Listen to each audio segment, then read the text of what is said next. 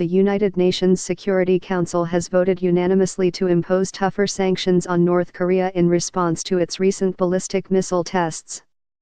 The US-drafted resolution includes measures to reduce the nation's petrol imports by up to 90%.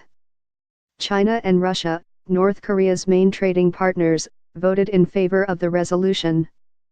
The country is already subject to a raft of sanctions from the US, the UN and the EU.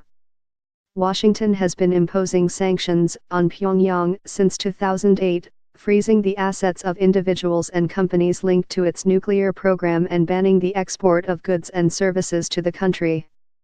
The U.S. ambassador to the UN, Nikki Haley, said the sanctions sent an unambiguous message to Pyongyang that further defiance will invite further punishments and isolation.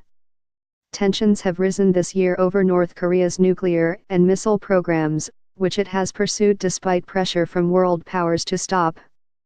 The Trump administration says it is seeking a diplomatic solution to the issue, and drafted this new set of sanctions.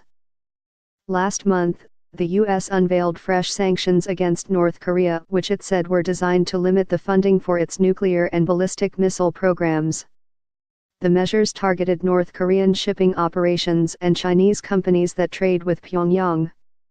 The UN also approved new sanctions following North Korea's nuclear test on September 3.